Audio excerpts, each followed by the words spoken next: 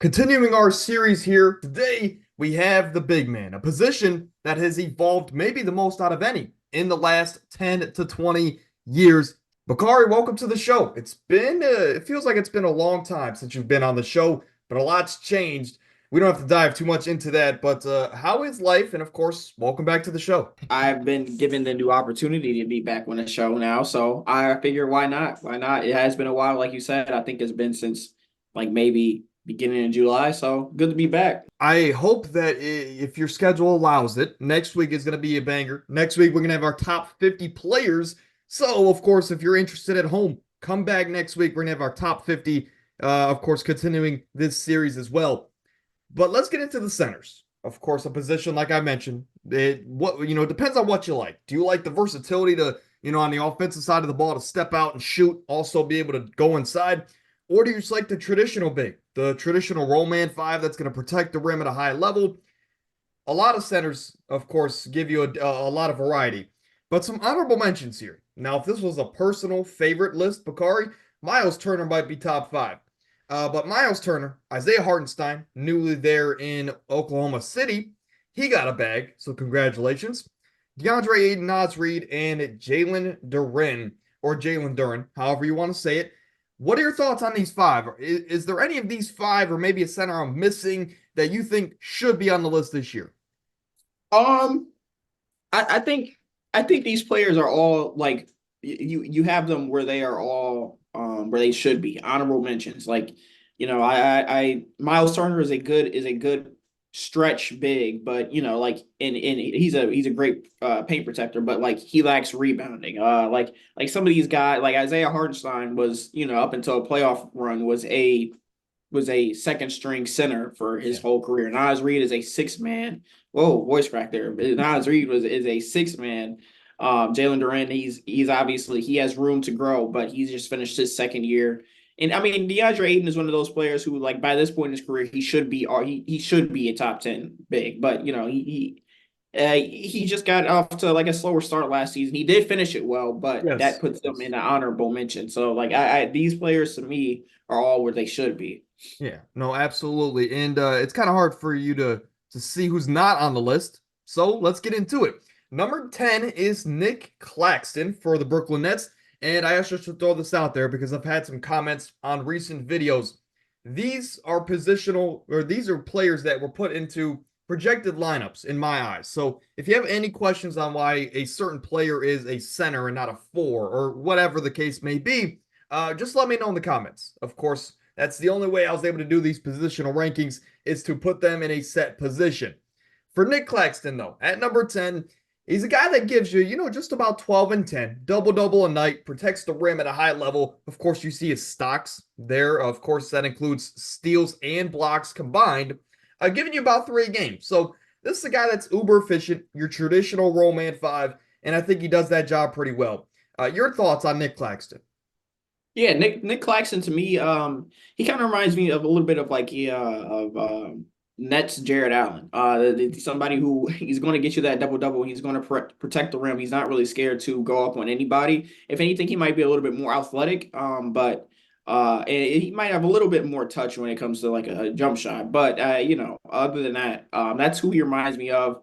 Um, Nick Claxton is one of those players where his game might not grow too much from where it's at, but he's just going to excel at the role that he's put in. So Absolutely. He got paid to be this traditional big. And I think, especially for a team like Brooklyn that doesn't project to be good for the next couple of years, why not? Lock down a center, lock down a guy that could be there for the next 10 years, and he's going to do everything you ask him to do. But maybe we see a little bit more of a jumper this year, maybe an extended mid range. Outside of that, Nick Claxton is a very underrated big man. I see a lot of people disrespecting him. At number 9, you mentioned it there, but Jarrett Allen, and now I will say this as well. A lot of these guys are interchangeable, and some would argue Nick Claxton is better than Jarrett Allen. But at number 9, Jarrett Allen, we are biased. We might have him as high as 3 on this list. But 16 and a half and 11, basically. Of course, he's uber efficient around the rim, always at the top of the league as far as those statistics. The biggest frustration as far as Jarrett Allen has been the playoff success or lack of. As 2 years ago, this is a guy that was coming off of an all-star year We go to the playoffs, first time in forever without LeBron James, and he forgets who he was. He forgets how to play basketball against the New York Knicks. In Jarrett Allen's own words, the lights were too bright. Okay, whatever. First really playoff run that he was counted on to be a major part of that team's success. Last year, we go to the playoffs, and after like what, game 3 of the Magic series, he gets hit in the ribs. And this is a guy that I'm not going to say that playing with injured ribs is easy to do, but we've seen a lot of players play with a lot worse of injuries. And this dude sat out for the entire rest of the playoffs. Really, I mean, I'm not going to say we would have beat Boston or even got a game off of them, but it would have gave us at least a slither of hope that with our starting five, we could have actually made the series interesting against Boston. Yeah, I agree with you, Jarrett Allen. He was by far and away our second best player when he was on the court during not even just during the regular season, but during the few games he played in that Magic series. Like you mentioned, this is somebody who was an all-star. He had a really good argument. I thought he had a really good argument this past year being one, especially stepping up when we had other guys down on the Cavs. Like you mentioned, the centers list can be interchangeable, and Jarrett Allen, to me, he's one of those centers who you like, if you just look at it from like a stats wise, you could see him like kind of switch it up with maybe some of Yeah. the players that are above him. But I think his impact doesn't get enough credit because on a team where Donovan Mitchell, Evan Mobley, and Darius Garland have probably bigger names than Jarrett Allen doesn't always get that same respect on his name that he brings the impact. He's helped change that culture in Cleveland for the better. So Jarrett Allen, he's definitely, like you mentioned, he's definitely a traditional big. He only shoots good shots. He shoots a great percentage from the floor, and he even if he may not get the highest block numbers like he used to, he always contests every shot. So Yeah. Jarrett Allen, when he doesn't forget what basketball is, he's definitely a top big in the Serviceable league. big, yeah. But yes, at number 8, you can argue. No, I'll ask you. I'll ask you, of course, as we get to number 6. So just think about your list in your head as far as how it's going so far. But Alperen Sengun at number 8. It might seem low, might seem a little too high. Is he better than Jarrett Allen already? I think so. This is a guy that's giving you about 21, about 10 and 5 a night. Of course, stocks are actually a little bit better than Jarrett Allen, but that becomes in the steals department where he's at the top of the league for the center position. But this is a baby Jokic. That is the best way to describe a guy like Alperen Sengun. A super young guy that's on his way to being a superstar in this league. And I think last year was big for him because before his injury, he really cemented himself as the, I guess, guy, if they had to choose one for the Rockets going forward. I know Jalen Green made a great case after Sengun went out, but I think this offense operates the best and this team wins at the highest rate when Sengun is the focal point. But your thoughts on Sengun, and should it be higher, lower? Your thoughts? Like I like Sangoon. I feel like if you it's weird because like you said, like the team played good when he was on the court last year, but then he got hurt, and then they probably had their best stretch of games as well when Jalen Green was that focal point, and that was where that's not like the team was counted out or anything. They had to win all those games. Like they were on the Warriors, tail pretty much. I think they ended up losing a game and it kind of put them too far out of distance, and that was just one game. But I think the next step in Sengun's development is going to be how to figure out how to play with Jalen Green. I think if he is counted on to be that best player, you need to figure out how to play with your other best players. And Jalen Green showed yet last year that he can do what he can do when he has the ball. But I think Sengun as far as it goes, maybe he could take a print out of that Jokic way of playing the game, because as we see, Jokic is pretty much a point guard on the floor. I know they have Fred VanVleet, but if you can get Sengun the ball at the top of the key consistently and let him just operate from there, he can spread the ball to Jalen Green, to your other guys, Fred VanVleet. We'll see how Reed Shepard does this year. My only concern is that some of the players the Rockets have been picking up might take away from Sengun's playmaking ability because they're getting more ball handlers and playmakers on that perimeter, and that's kind of what Sengun excels at. So if you take that away from him, now he has to be a little bit more aggressive. And in terms of Mhm. that, I think his game can improve in that versatility of scoring. So we'll have to see this next year because I think that's what the Rockets are kind of waiting on. How Jalen Green and Sengun can play when there's just perimeter playmakers, and all they have to do is kind of really move off of that. But like I said, I like Sengun. I like what he's been able to do so far. He's been a welcome surprise in Houston.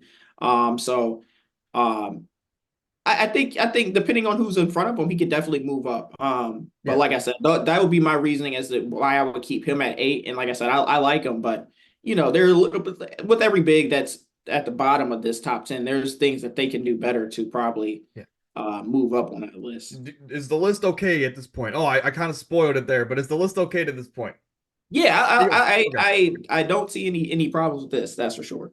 Okay, so obviously I spoiled it there, but Kristaps was actually at number 8. I had Sengun above him, just because of the significance and the roles they play current day for their teams. But I want to also say this about the Rockets really quick before we get into Porzingis.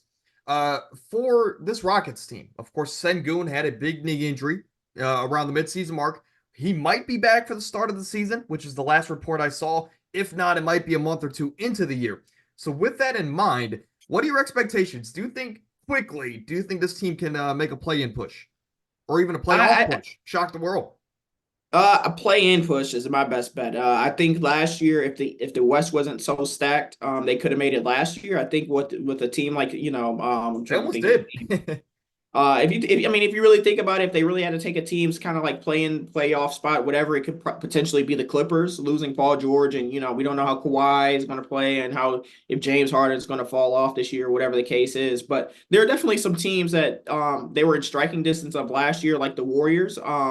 That this year, another team, same core, Ime Udoka coming back, they can definitely make a stronger push this year. Yeah, we're And both still big playing. believers in Jabari Smith. Of course, I think we're still well, not big believers, but we still believe he has a lot more to give and to Yeah. show here at the NBA level. So excited to see that. At number 7, though, Kristaps Porzingis. Again, like I mentioned, this was a last-minute change, but a guy that even though he's in this like this tertiary role in this offense, where some nights he's asked to be more of a scorer, some nights he's really just a matchup-based guy at this point. But he's still giving you 20 and 7, maybe the best big man shooter in the league outside of Karl Anthony Towns. He's giving you elite rim protection, right? And we saw his impact in the playoffs, even though he didn't play a lot. When he played, he was dominant. And, you could feel that this team felt even more unstoppable when he was on his A game. I mean, the great A example was when he came back in the finals against the Dallas Mavericks. You were looking at it like Jaylen Brown and Jason Tatum aren't even really scoring. They're not really doing much in this game, but this team is still up by 10 to 15 points because Kristaps was doing it all on both ends of the floor. I think when you look at his impact, I think sometimes it gets underrated because of his current situation. But all in all, a guy that's giving you 27, elite shooting and elite defense, I think at number 7 is a fair spot. But your thoughts about Porzingis at this point? Yeah, like you mentioned in that finals, when he came back in that finals, it kind of felt like it. Now, obviously, maybe not on that same level, especially a player that I'm about to mention, but it kind of felt like in 2018 when Kevin Durant came back versus the Yeah, Raptors, and it was kind of like, oh man, the it's Raptors over don't have now. a shot. But obviously, the Raptors ended up winning that because KD got hurt, and we all know that story. But not to say that who knows? I don't really think the Mavericks had a real shot even without Kristaps. But when Right. he came back, it was still like, oh yeah, the Mavericks are completely outmatched right now. And like you mentioned, Jaylen Brown and Jason Tatum, it didn't really feel like their impact was equal to their impact together. Probably didn't even equal what Kristaps was doing, especially in that first game.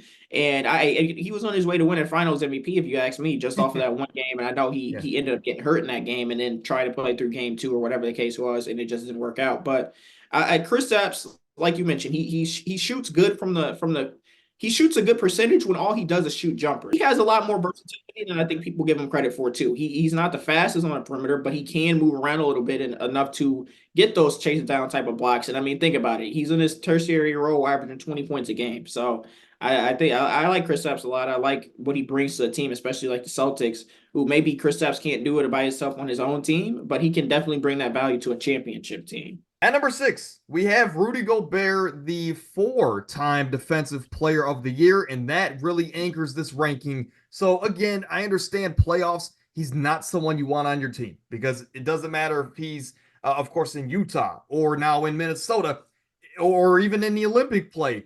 There's times where he's just unplayable. And even though he's such a dominant analytical player, when it comes down to just basketball, we need to stop one-on-one.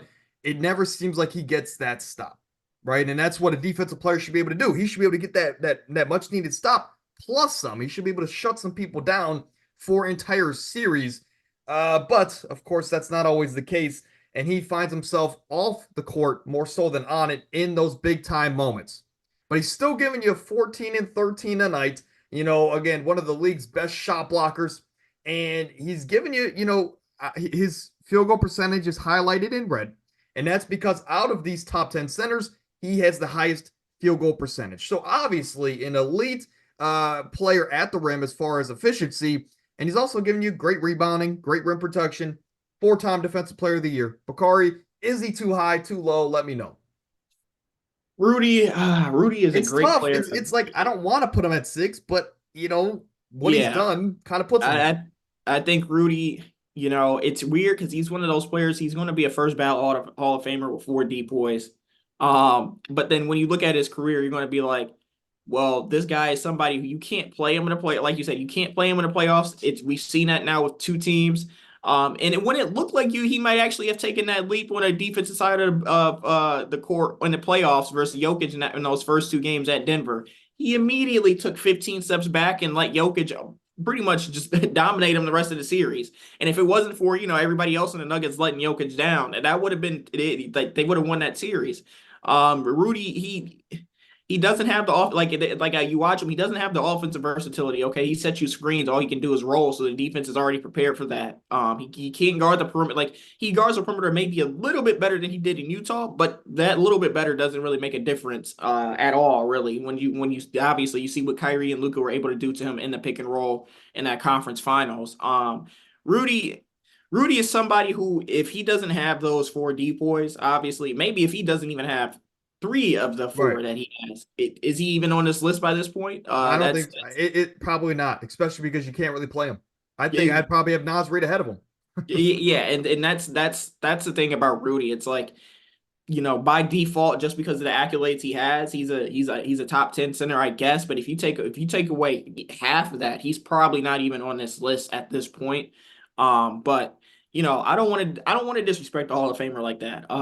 Rudy does bring some decent value. He can get offense rebounds. We saw him hit that crazy turn away versus Nuggets in the Game 7.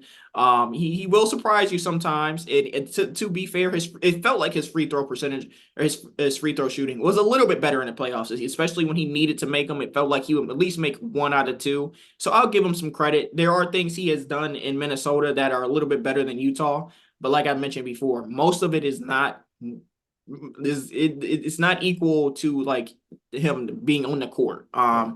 It just so happened to be that in the conference finals he had to be on the court because Karl-Anthony Towns kind of forgot how to shoot the basketball for 3 games. So, I um, I do yeah, want to retract my statement there just a second ago. I think he'd probably be in the range of Jarrett Allen and Nick Claxton, especially if he had one of them, one depoy. I think he'd be in that range, which on this list apparently isn't too many spots away. But I think there's definitely a tier gap here between like 6, 7, and 8, and then 9 and 10. But regardless, moving into the top 5, is this a little overzealous? Is this jumping the gun? I don't know. Victor Wembanyama, a guy that dominated his rookie season. He was looked at to be a franchise savior. He's been looked at and has expectations to be the next Michael Jordan, to be the next LeBron James in that conversation. His expectations aren't to be a 10 to 12-time All-Star. It's to be an all-time great. And I think he's off to a good start. I mean, 21 and a half, 11, 4 assists a game, giving you like 3 blocks a game. This year, he might jump up to 4 blocks a game.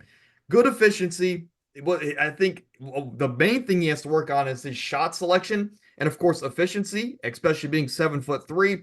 But he's more than just a 7'3" big man, right? Because we see guys like Gobert is like almost 20% more efficient from the field goal percentage, strictly if we just look at that. But he's more than just a big man. But I will say, shot IQ, right? Because sometimes he would just chuck, which I can't blame him because around him is what Jeremy Sohan. If I saw Jeremy Sohan running next to me on the court, I'm shooting that thing too. Yeah, Um, especially if I'm not getting the ball until the last 3 seconds in the shot clock every possession. right, right. But I think Chris Paul is going to help with a lot of the efficiency metrics this year. Stephon Castle as well. But your thoughts about Victor Wembanyama? Is he too Yeah, high? I mean, no, I think this is probably the lowest he's ever going to be on this list. As crazy as that sounds, this is the worst he's going to ever be. Think about it. Depending on if you value team wins or just personal These are stats. player rankings. Yeah, like if you value team wins or personal stats more, this is a lot of people's depoy. We saw that play out. Okay, yeah, I guess it didn't really affect the team winning, but there are too many clips just from this one season alone where people think they have an open lane, see Wemby and like, nah, I'm gonna dribble this out, or nah, I'm a pump fake and then All pass it time out. greats like Steph Curry. We're doing that. Yeah, like it's like these are his impact as a rookie can't be understated. And like I said, this is the worst he's ever going to be. Like you said, his shot selection could be a little bit better, but I think that just kind of naturally happens when you're as good as he is, and especially you've been dominating all the way up until now, and you're playing in the pros, and you still have the confidence to shoot those shots. He went into this offseason obviously after the Olympics or maybe even before and kind of said, you know what, this is the type of shot I'm going to focus on for this season because I took this shot a little bit more than I thought I would. And he's going to come back next year more efficient, taking better shots, less turnovers. Who knows? Maybe Pop even takes off the minutes restriction and kind of lets him really get going because he did all of this on a minutes restriction. And now you have Chris Paul to get you the ball in the spots that you want the ball with as much time as you want with mismatches. So like I said, this is the worst we're going to see him, and he's already a top five. Like just if he just did this the rest of his career, he's top five Yeah. big every year. So And yeah. looking back, I'm kind of happy Pop did it, even though in the moment we were kind of like, why are you giving him a minute restriction? He's 20. The last thing we needed is for a talent like this to get hurt on some, like a stupid Achilles injury late in the season. Yeah. And number 4. Now again, Victor definitely has an argument to be as probably as high as 3 on this list. Okay, but I am a little bit biased on Domantas Sabonis. I believe he's probably the most underrated player in the league, if not in the top 5 of that conversation. And this is a guy that's going to have more tools to work with than ever in his career this year in Sacramento. A guy that's giving you about 20 and 14 rebounds a game. Of course, 8 assists as well. So he's almost averaging a 20-point triple double. Of course, uber efficient from the field. The 3-point numbers, don't really look at those because he only attempts like 1 a game. But outside of that, great facilitator. He plays exactly like Jokic, where he catches the ball at the top of the key. He's doing those dribble handoff, kind of slash screens where he's bumping the point guard's defender. And then they kind of just work like that. Now he's going into a situation where I'm curious about this Kings team and maybe your thoughts on this Kings team as well. Because when you add in a guy like DeMar DeRozan that has a set skill set where it's in the mid-range area, I don't know. Is it going to be too clogged now with Sabonis and De'Aaron Fox to DeMar DeRozan? I just think all 3 of those guys that are primarily they're at their best in the mid-range area, I think it's going to be a little bit too clogged. So someone's going to have to step out and be that knockdown shooter. Is it Sabonis? Is it De'Aaron Fox? We know it's not going to be DeMar. But your thoughts on Sabonis at number 4 and kind of your thoughts about the Kings as well. Yeah, Sabonis, like you said, he's underrated, especially on the offensive end of the floor. Like you said, his 3-point percentage is kind of misleading because he It doesn't take is. a lot of them.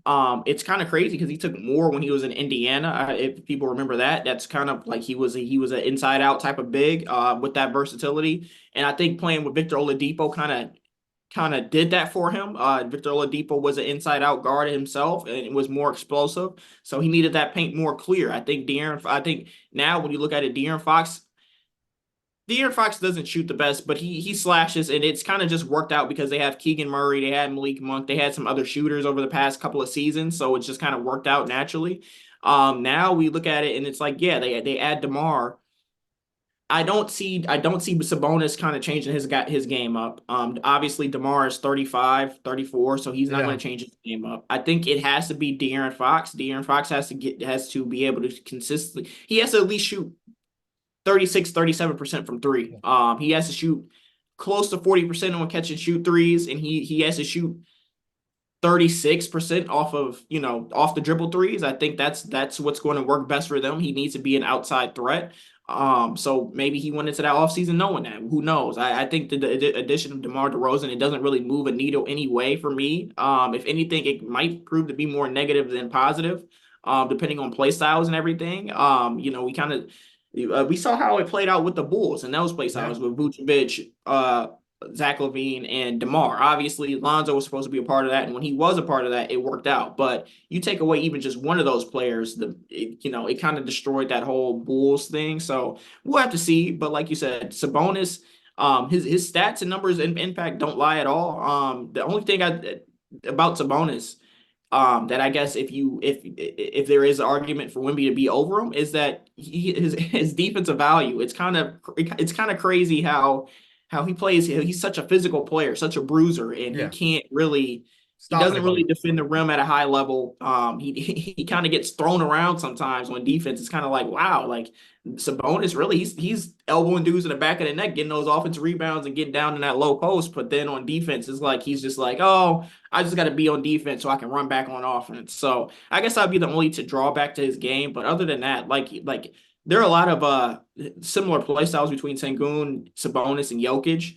And if Jokic wasn't an all-time great center, Sabonis would be right there with them, I guess. But I guess you could say that about a lot of people. So Yeah, I saw DeAndre Ayton give him 30 late in the season, and I was just yeah, let's just say that I'm being generous here, putting him at number 4 over Wemby.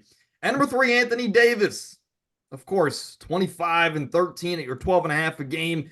Elite defense, again, great efficiency. His three-point shooting has gone down, but it really has been since he left New Orleans his last year there. But Anthony Davis is still an elite player. When he plays, the Lakers are top 10 defense. Doesn't matter if Darvin Ham's the coach, if I'm the coach, or if JJ Redick is going to be the coach. It's going to be a top 10 defense when he plays. And I think those allegations of him being dated Davis and, all these funny names that we like to throw out there about AD, the last 2 years have been the most healthy years of his career. And I think that's just going under the radar because of how bad this team is put together around Davis and LeBron James. We saw their impact for Team USA. Did Rob Pelinka and Jeannie Buss? I don't know. It seems as if they never do. But your thoughts about AD? Such a talented guy. Once was looked at to be the next face of the league, and he's great. He just didn't live up to those expectations.